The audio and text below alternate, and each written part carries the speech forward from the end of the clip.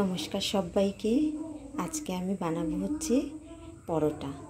আর পরোটার জন্য নিয়েছি এই যে ময়দাতে এখন আমি তেল নুন দিয়ে ভালো করে মেখে তারপর আমি ময়দাটা মাখবো। আর আপনারা কেটেও নিতে পারেন। আমি আলুটা ঘষে নিয়েছি, আর গাজর ঘষে নিয়েছি, বাঁধাকপি ঘষে নিয়েছি, লঙ্কা কুচিয়ে নিয়েছি, আর কিছুটা পনির ছিল, সেই পনিরটা নিয়েছি। যে দেখুন ছোটো ছোটো করে কেটে নিয়েছি।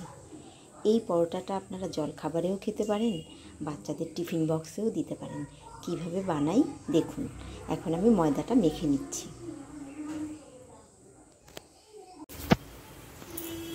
দেখুন বন্ধুরা, ময়দাটা মাখা হয়ে গেছে। আর হচ্ছে আমি এখন কড়াতে তেল দিয়ে দেব। এখন পুরটা রেডি করব। হয়নি,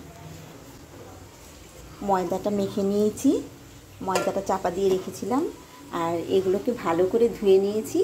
এবার আমি এক এক করে এই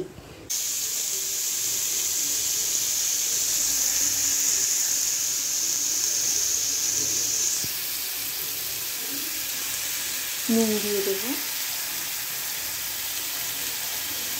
আদা কুচি আর জিরেটা দিতে ভুলে গেছিলাম, জিরেটা দিয়ে দিলাম, আর এই যে লঙ্কা দিয়ে দিলাম, নুন গুঁড়ো দিয়ে দিলাম, হালকা সামান্য একটুখানি জিরের গুঁড়ো দিলাম।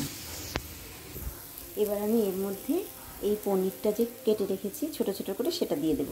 পনিরটা ঘষে নিলেও হতো, আমি কেটে ফেলেছি তাই কেটেই দিয়ে দিলাম।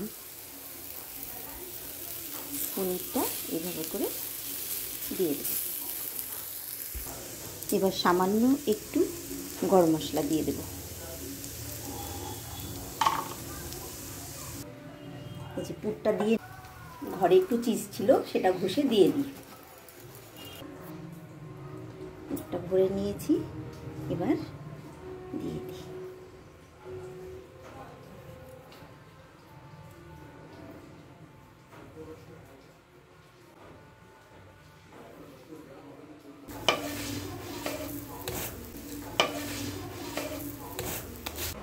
দেখুন বন্ধুরা, রেডি হয়ে গেছে।